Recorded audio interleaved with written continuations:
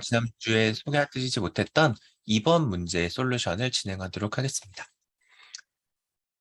네, 제가 지금 다른 컴퓨터에서 조금 화면을 쉐어링해야 돼서 잠깐만 기다려 주십시오. Okay.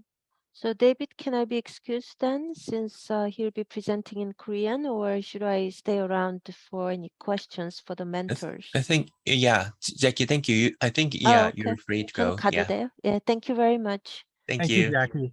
All right. Have a good night. 안녕히 계세요. 네, 예, 감사합니다. thank you, 네, 함님. 감사합니다.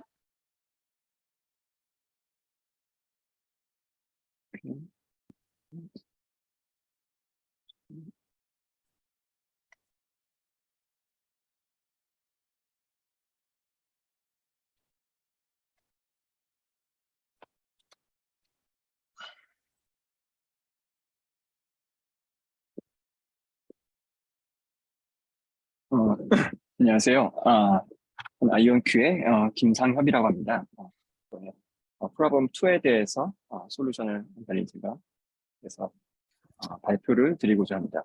그래서 프로블럼 2는 굉장히 많은 분들이 좋은 솔루션들을 제출해 주셔서 너무 감사드리고 또 굉장히 재미있고 신선하고 또 굉장히 창의적인 아이디어들을 많이 해주셔서 정말로 솔루션을 보고 채점할 때 굉장히 기쁘고 감사하게 할 수 있었습니다.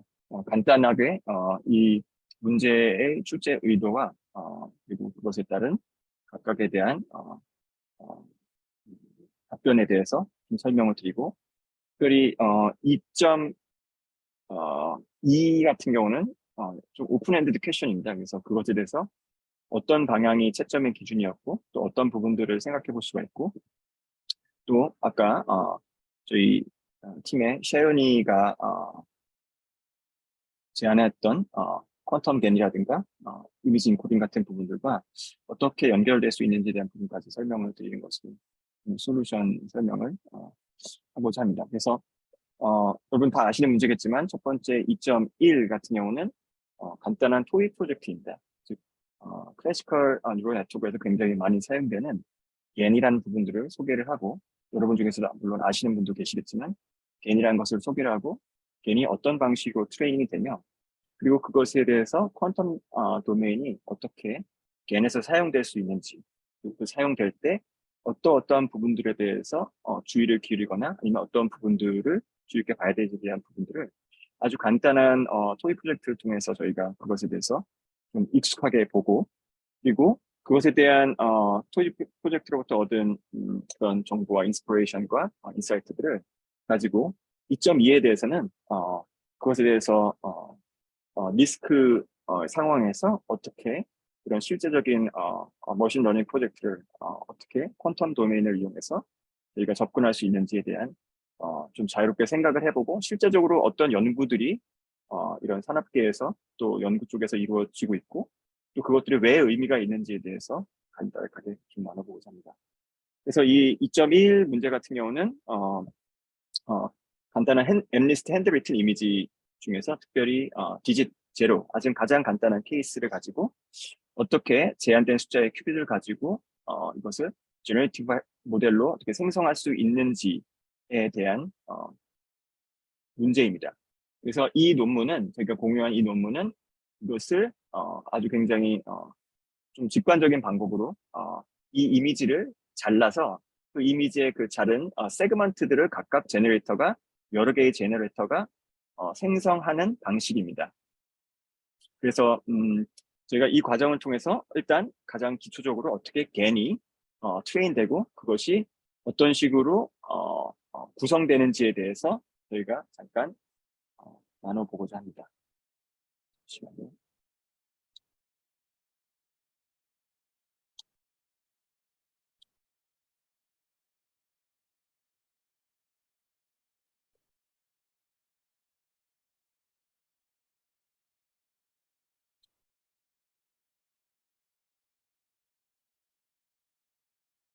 예, 지금 이 답변이 어떻게 쉐어링이 됐는지는 잘 모르겠지만 제가 간략하게 설명을 드리고 네, 잘 보입니다.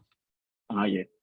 그래서 일단 adversarial 트레이닝은 이것이 트레이닝의 클래시컬 뉴럴 네트워크의 한 방법 중에 하나로서 어떤 유니디렉션한 한 방향으로서의 트레이닝이 아니라 두 개의 에이전트, 두 개의 플레이어가 각각 어드버서리하게 서로 beat, 서로를 이기는 방법으로 트레이닝하는 방법입니다. 그래서 정말 간략하게 말씀을 드리면은 제너레이터는 어떤 페이크 데이터, 제너레이트한 데이터를 만들어내고 그것을 최대한 리얼 트레이닝 데이터셋에 맞게 만들어낸다. 그리고 디스크리미터는 최대한 그것이 그러한 truth로부터 이것이 페이크 데이터인지 아닌지를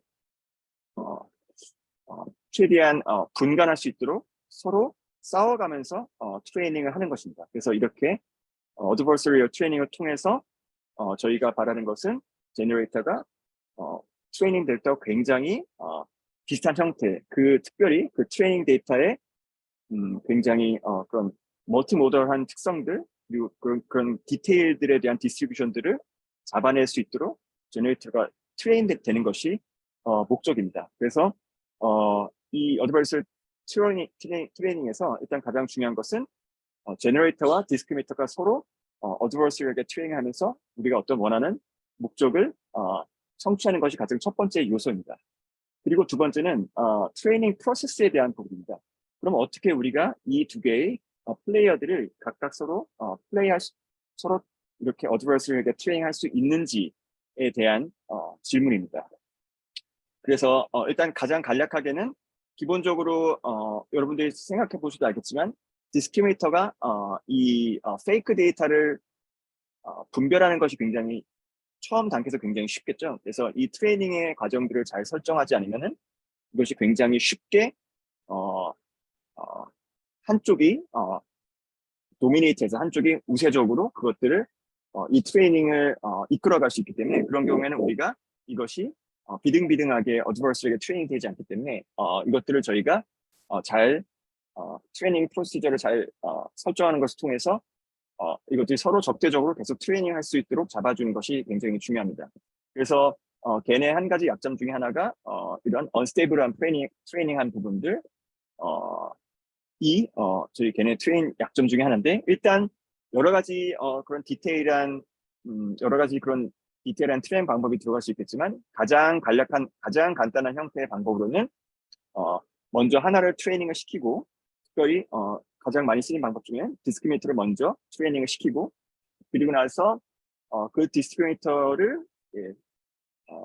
먼저 그 리얼 데이터로 트레이닝을 시키고 그리고 나서 그 디스크리미터를 페이크 데이터로 트레이닝 시킨 다음에 이 디스크리미터의 그 웨이트를 프리즈를 시키고 그리고 나서 제너레이티브 트레이닝 방식으로 저희가 하나씩을 트레이닝 시키고 프리즈를 시키고 트레이닝 시키고 프리즈를 시키는 방법으로 저희가 이렇게 어드버서리에게 트레이닝을 할 수가 있습니다. 그래서 중요한 요소 중에 하나가 일단 독립적으로 트레이닝 시킨다는 것과 그리고 반복적으로 트레이닝 시킨다는 것이 일단은 들어가야 됩니다.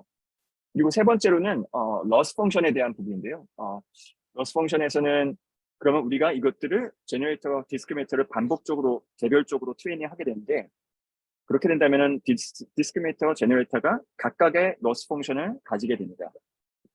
그리고 이것은 우리가 어떻게 베리어블들을 어떻게 이 터미널로지를 설명하에 따라 다를 수가 있겠지만 기본적으로 여러분들이 답변 주신 것 중에서 제가 이 두 가지 요소만을 보고 이제 요소에 담겨 있다면은 제가 맞는 답으로 처리를 했습니다.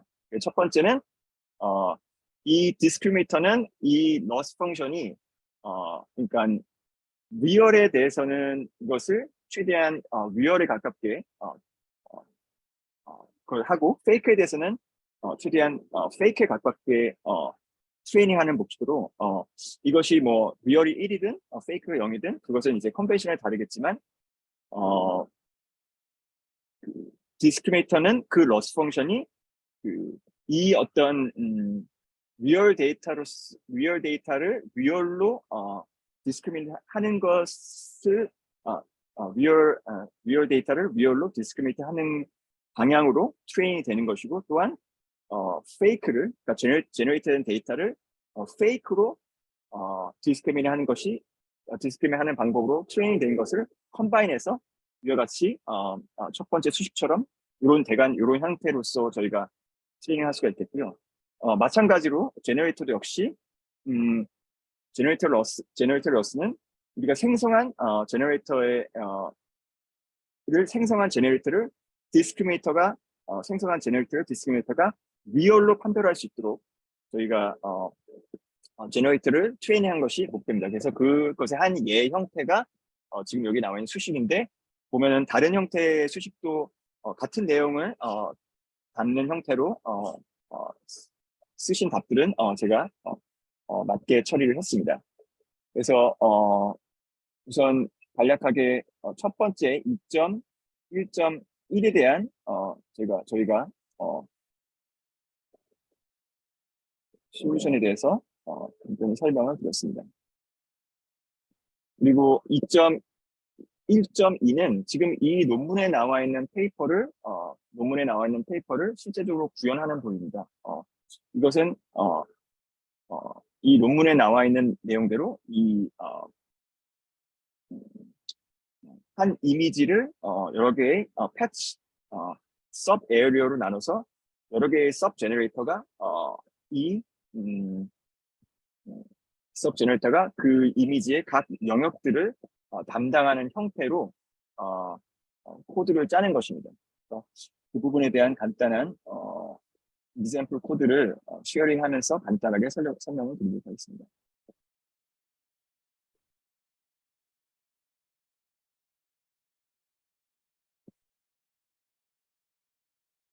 지금 청소를 하고 있어서 좀 소리가 좀 시끄럽게 들리는 부분들을 좀 양해를 부탁드립니다. 그래서 굉장히 간단한 형태로 이것을 구현할 수가 있는데, 우선 필요한 디펜던시들을 불러드리고, 그리고 데이터셋들을 저희가 불러드립니다. 그런데 여기서 중요한 부분은 데이터셋을 저희가 사용하는 큐빗에 맞게 다운샘플링을 해야 되는 부분입니다. 이것이 일단 이 논문에서의 가장 큰 약점과 사실 연결된 부분인데, 이것은 제가 이 코드의 마지막 부분에서 간략하게 설명드리고, 어떤 부분들이 이 논문의 약점이고, 저희가 그래서 왜 2.2.1과 2.2.2에 대한 문제를 통해서 더 큰 데이터 사이즈에 대해서 어떻게 퀀텀 스테이트로 퀀텀 도메인에서 그런 데이터를 처리할 수 있는지에 대한 부분들로 어떻게 이 문제들이 연결되는지에 대한 부분을 답변을 드리도록 하겠습니다. 그래서 여기 간단하게 데이터셋을 불러드리는 함수가 있고요. 그리고 저희가 이미지의 사이즈를 28-28에서 8x8로 다운샘플링을 하게 됩니다. 왜냐하면 저희가 쓸 수 있는 큐빗의 개수가 제한되어 있기 때문에 그렇게 하는 것이고, 그래서 여기에 그 이미지를 간략하게 플랫해서 저희가 올바른 데이터를 올바른 데이터를 불러왔는지를 다시 한번 확인해 볼 수가 있습니다.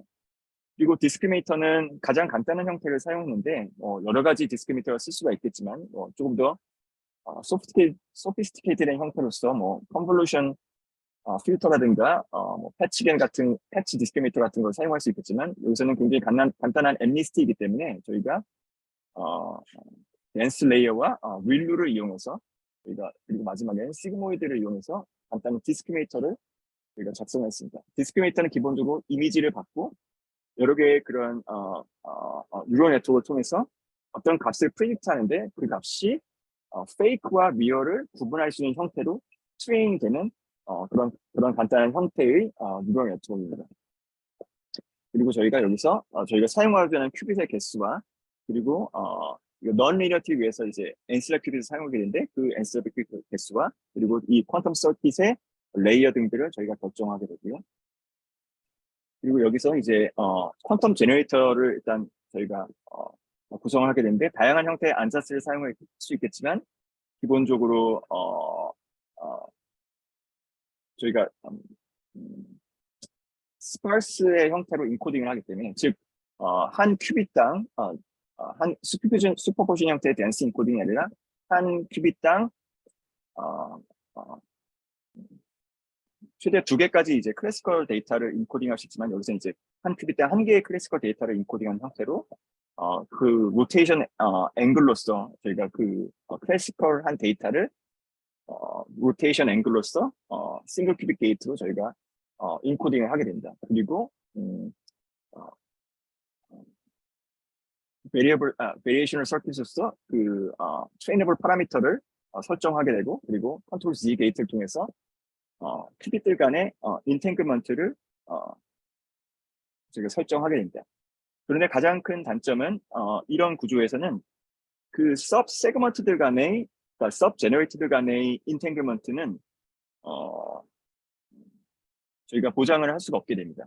그래서 지금 0 같은 간단한 형태의 이미지는 가능하겠지만 그러니까 조금 더 큰 사이즈의 이미지라든가 조금 더 복잡한 형태의 이미지 같은 경우는 그 이미지의 서브 세그먼트들 간의 인텔리먼트, 즉 코릴레이션이 를 잘 보장할 수가 없기 때문에 이 방법은 그 부분에서 명확한 한계가 있고, 그래서 우리가 2.2.1과 2.2.2에서 그 부분들에 대해서 어떻게 큰 데이터들 간의 large size 이미지 데이터를 간에 서로 간의 그런 데이터들의 코릴레이션을 잘 보존하면서 저희가 퀀텀 서킷에서 어떤 저희가 특정한 원하는 프로세싱을 할 수 있는지가 이제 저희의 고민의 주안점입니다.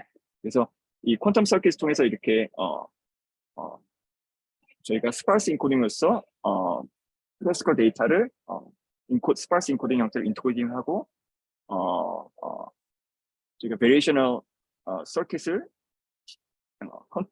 인탱글먼트와 베리에이셔널 서킷을 추가하는 것 중에서 이 뒤에 있는 이 베리에이셔널 서킷이 우리가 원하는 그런 이미지를 생성할 수 있도록 트레이닝 하는 형태로 그렇게 서킷 안자스가 구성이 되어 있습니다. 그리고 이 예에서는 간단하게 이제 partial measurement를 사용했는데, 즉 in-circuit measurement를 사용했습니다. 그 이유는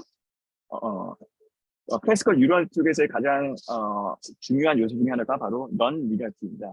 이 부분에서 굉장히 또 좋은 답변을 주신 분들이 계신데, 이 퀀텀 서킷에서의 그 non-linearity를 줄 수 있는 가장 간단한 방법 중에 하나가 mid-circuit measurement입니다. 여기서는 일단 저희가 이런 컨셉을 그냥 휴겜이 어떤 것인지에 대한 어떤 것인지에 대해서 저희가 알아보는 그런 프로젝트이기 때문에 partial measurement를 사용했지만, 실제적으로 많은 퀀텀 하드웨어에서는 mid-circuit measurement를 지원하지 않는 경우가 많습니다.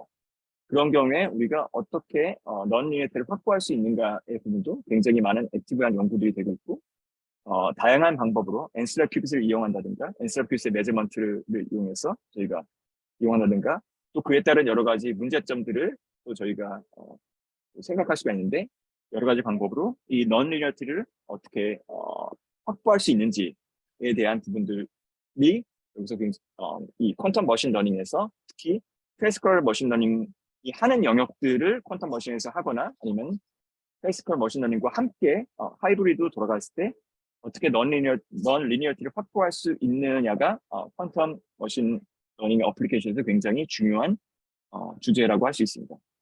그래서 그것을 통해서 이제 이 여러 개의 제너레이터를 이제 저희가 그것에 대한 메저먼트 결과를 합쳐서 하나의 이미지를 만드는 컨카티네이션을 통해서 하나의 이미지를 만들게 됩니다. 그리고 이제 트레이닝에 대한 부분을 넘어갈 텐데, 저희 간단하게 러닝 레이트, 각 제너레이터와 디스크리미네이터 간의 러닝 레이트를 저희가 설정을 하고, 러닝 레이트라는 것은 그 레이트에 맞게 저희가 그 레이트에 맞게 트레이너블 파라미터를 업데이트를 해가면서 그 러닝 학습의 속도들을 지정해 주는 것입니다. 그래서 이 섹션에서는 이제 트레이닝의 절차에 대해서 이제 보게 되는데요. 기본적으로 이 트레이닝은 퀀텀 클래시컬 하이브리드의 형태입니다. 퀀텀 서킷 제너레이터는 퀀텀 서킷에서 이렇게 아웃풋을 생성하는 역할을 하고, 그리고 그것을 메저해서 그것을 클래시컬한 값으로 바꾼 것들을 클래시컬 디스크리미네이터에서 이것이 리얼인지 페이크인지를 분별하도록 학습하는 걸 통해서 퀀텀 서킷이 하는 역할과 클래시컬 뉴럴 네트워크의 하는 역할이 한 서킷에서 같이 트레이닝이 되는 형태입니다. 그래서 이 부분에 대해서도 어떤 옵티마이저를 사용해야 되는지, 이것이 어떻게 인티그레이트 되는지, 어떤 식으로 이런 그레디언트들이 서로 연결되고 사용돼야 되는지에 대한 굉장히 많은 또 연구들과 또 그런 중요한 고려할 요소들이 있습니다. 그래서 기본적으로 저희가 디스크리미네이터와 제너레이터를 디스크리미네이터는 클래시컬 뉴럴 네트워크의 인스턴스로서 제너레이터는 퀀텀 저희가 정의한 퀀텀 서킷 인스턴스로서 결정하게 되고 이것은 기본적으로 굉장히 간단한 형태이기 때문에 일단 러스를 간단한 바이너리 크로스 엔트로피를 사용했지만 굉장히 다양한 형태의 로스 펑션이 존재할 수가 있고 또 한 개의 로스 펑션이 아니라 여러 개의 로스 펑션을 컴비네이션한 형태로서 저희가 다양한 그런 이미지 같은 것을 저희가 학습할 때 그런 형태를 사용할 수가 있습니다. 그리고 옵티마이저를 이제 스토캐스틱 그레디언트 디센트를 사용하게 되는데 실제적으로 굉장히 많은 플랫폼에서 어떤 옵티마이저를 사용할 수 있는지에 대한 부분들이 굉장히 중요한 요소가 될 수가 있습니다. 왜냐하면 퀀텀 서킷에서 이 그레디언트를 계산하는 것이 그렇게 간단한 일이 아니라 그렇게 값이 싼 일이 아니기 때문에 저희가 실제적으로 했을 때 SPS 같이 그레디언트 캘큘레이션을 하지 않는 형태의 옵티마이제이션을 사용하는 그런 연구들이 많이 이루어지고 있습니다. 그리고 이 루프를 통해서 저희가 먼저 디스크리미네이터를 리얼 데이터로 먼저 트레이닝을 하고 그리고 나서 페이크 데이터로 트레이닝을 합니다. 그래서 그것에 대해서 그레디언트를 계산해서 스텝을 지나가게 되고 그리고 나서 디스크리미네이터를 프리즈를 하고 디스크리미네이터를 트레이닝한 상태에서 프리즈를 하고 제너레이터를 저희가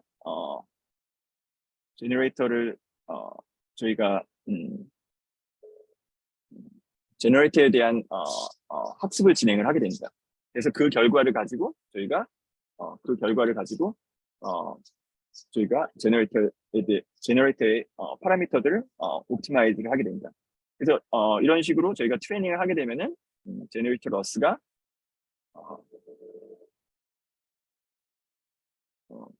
원래 좀 줄어야 되는데 많이 줄질 않네요. 어쨌든 제너레이터의 러스와 디스크리미네이터 러스가 크게 한쪽에서 우세한 것이 아니라 비슷하게 트레이닝이 되어가면서 가능하면 제너레이터가 디스크리미네이터를 속일 수 있는 가장 아이디어한 케이스에서는 50대 50으로 속일 수 있는 형태로서 트레이닝을 하는 것이 목표인데 실제적으로는 이런 트레이닝에서 굉장히 많은 트레이닝에서 언스테이블한 부분도 있을 수가 있고 굉장히 많은 트레이닝을 더 수월하게 하기 위한 굉장히 많은 트릭들이 존재를 합니다. 그래서 그 결과들을 그 결과를 플러스했을 때 이제 마지막에 0과 비슷한 형태로서 정확히 0의 모습은 아니지만 아이터레이션을 많이 돌렸을 때 0과 비슷한 형태로서 나온 것을 볼 수가 있습니다.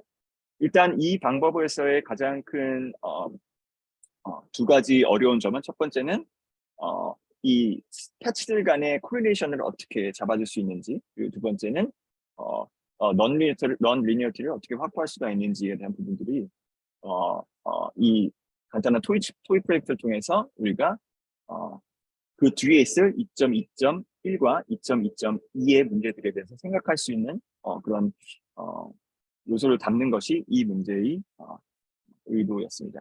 문제의 출제 의도였습니다. 그리고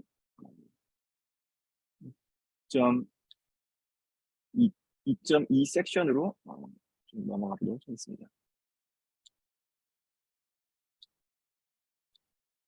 2.2 섹션은 이제 large size 이미지에 대한 문제입니다. 이것은 좀 오픈엔드 퀘션으로서 어떤 정확하게 답을 풀어서 어떤 결과를 내는 것도 물론 중요하지만 얼마만큼 실제적인 지금 현재 인더스트리에서 혹은 이 분야에서 많은 양의 클래시컬 데이터를 어떻게 퀀텀 도메인에서 이펙티브하게 데이터 로딩을 할 수 있고 그리고 클래시컬 뉴럴 네트워크에서의 그런 필수적인 요소들이 어떻게 퀀텀 도메인에서 사용되거나 혹은 그것을 사용하지 않고 클래시컬 뉴럴 네트워크가 잘 하지 못하는 부분들 혹은 퀀텀 클래시컬 뉴럴 네트워크가 했던 것들을 훨씬 더 잘할 수 있는지에 대한 그런 고민들에 대해서 그런 생각들에 대해서 조금 오픈 엔디드 퀘션으로서 저희가 저희가 이것을 출제했고 여러분들이 굉장히 좋은 생각들과 답변들을 주셔서 굉장히 감사드립니다. 그래서 2.2.1 같은 경우는 large size 이미지를 어떤 식으로 저희가 퀀텀 서킷을 이용해서 이것을 변환하거나 아니면 생성하거나 아니면 어떤 형태의 어떤 프로세싱을 매핑 같은 것들을 할 수 있는지에 대한 그런 질문이었습니다. 그래서 예를 들어서 여기 같은 경우는 지금 256 by 256으로 세팅이 되는데 이런 거 같은 경우는 아까 2.1 섹션에서의 그런 패치 형태로서는 사용할 수가 없는 것이 몇몇 분들은 그런 형태로서 이제 솔루션을 제공하신 분이 계시지만 사용할 수 없는 것이 이 패치들 간의 패치 안에서의 코릴레이션들은 퀀텀 서킷 내에서의 인탱글먼트 통해서 충분히 확보할 수가 있지만 패치들 간의 인터 패치 간의 그 코릴레이션 같은 경우는 될 수가 없기 때문에 이런 형태의 이미지들은 처리할 수가 없습니다. 그래서 저희가 그러면은 이 256 by 256 대략 64K 정도 64K 정도의 이미지인데 이것을 저희가 어떻게 로딩할 수 있는지 그리고 어떻게 프로세싱할 수 있는지에 대한 질문입니다. 그래서 가장 저희가 먼저 생각해 볼 수 있는 것은 클래시컬 뉴럴 네트워크를 사용해서 이것을 어떤 형태의 더 적은 디멘션으로 레이턴트 벡터라든가 오토 인코더라든가 그런 방식을 사용해서 이것을 어떤 형태의 레이턴 스페이스로 이것을 매핑을 해서 그 매핑된 데이터를 저희가 퀀텀 서킷에서 로딩을 해서 프로세싱하는 방법이 있을 수가 있습니다. 그렇게 답변 주신 분도 계시고요. 또 한 가지는 이것을 스파스 이제 기존의 같은 경우는 스파스 인코딩을 했습니다. 그 한 큐빗당 클래시컬 데이터를 하나씩 어사인하거나 두 개씩 어사인해서 처리를 하는 것이지만 역시 그 많은 양의 데이터를 인코딩하기 위해서는 제한된 그런 큐빗을 인코딩하기 위해서는 역시 덴스 인코딩을 해야 되는 것이고 또 그 덴스 인코딩에 따른 여러 가지 레이어의 숫자라든가 뎁스, 서킷 뎁스의 부분들을 피해갈 수 있는 방법 중에 하나로 뭐 T픽셀이라든가 즉 어드레스 레지스터를 가 이제 인크리멘털하게 증가한다는 점을 이용해서 픽셀 값을 그것에 맞게 컨디셔널 유니터리의 형태로 물론 컨디셔널 유니터리를 그대로 쓸 수는 없지만 그것을 어프록시메이션을 써서 그것을 실제로 퀀텀 서킷에 로딩할 수 있는 형태로 해서 댄스 인코딩을 하는 형태가 있을 수가 있고요. 또 다른 여러 가지 그 이미지란 특성에 맞게 이것의 어프록시메이션을 통해서 댄스 인코딩을 하는 형태가 그런 또 큰 흐름이 있을 수가 있습니다. 그래서 아까 말씀드린 것처럼 클래시컬 뉴럴 네트워크를 통해서 이것의 이미지 리덕션을 해서 로딩을 하는 방법이 있을 수가 있고 그리고 그 데이터의 특성을 이용해서 그 데이터의 그 데이터를 어프록시메이션 한 형태의 댄스 인코딩을 통해서 저희가 로딩을 할 수가 있습니다. 그래서 그렇게 답변을 주신 분들이 계셨고 굉장히 좋은 생각들, 신선한 생각들과 좋은 생각들을 주셔서 굉장히 또 감사드립니다. 그리고 또 두 번째는 넌 리니어티에 대한 부분인데 저희가 아까 말씀드린 것처럼 미스터킷 메저먼트 같은 경우는 굉장히 좋은 넌 리니어티를 제공하지만 그것을 지원되지 않는 하드웨어가 있기 때문에 NCR 큐빗을 이용한 방법이라든가 또 어떤 분들은 퀀텀 서킷과 퀀텀 서킷 사이에 클래시컬 액티베이션 펑션을 넣어서 넌 리니어티를 확보하는 방법을 제안해 주신 분이 계신데 그것도 역시 굉장히 좋은 의견이었습니다. 그래서 많은 분들이 큐겐을 통해서 이미지로 바꾼 픽스 투 픽스라든가 아니면 이미지를 제너레이션 형태로서 그런 답변을 주셨는데 저희가 여기서 좀 같이 보고자 하는 부분들은 첫 번째로는 어떻게 하면은 클래시컬 뉴럴 네트워크가 하지 못한 일들을 할 수가 있는지 예를 들어서 퀀텀 갱 같은 경우는 디스트리뷰션에 대한 어떤 굉장히 서튼한 디스트리뷰션의 그런 모더리티에 대해서 굉장히 잘 처리할 수 있는 부분이 있기 때문에 클래시컬 뉴럴 네트워크가 아주 정확하게 하지 못하는 부분들을 저희가 할 수가 있고요. 또 한 가지는 실제로 이 사이즈가 굉장히 스케일이 커졌을 때 클래시컬 뉴럴 네트워크에서 굉장히 많은 코스트를 들여서 할 수 있는 부분들을 퀀텀 서킷을 퀀텀 도메인을 통해서 그것들 굉장히 스케일업 할 수 있는 가능성 있는 부분들을 저희가 이 실제적인 예를 이런 문제들을 통해서 저희가 그것들을 생각해 볼 수 있었습니다. 예, 솔루션의 설명은 여기까지 하고 혹시 여기서 질문을 받나요? 아니면 뭐 어떤 예, Q&A 시간이 있나요? 질문 있으면은, 예, 질문 답변을 하도 괜찮을 것 같습니다. 혹시 질문 있으실까요?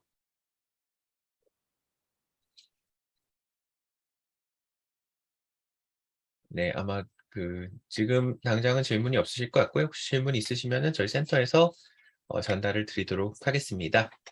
예, 네, 그러면은 감사합니다. 설명 수고해 주신, 질문이 아니죠.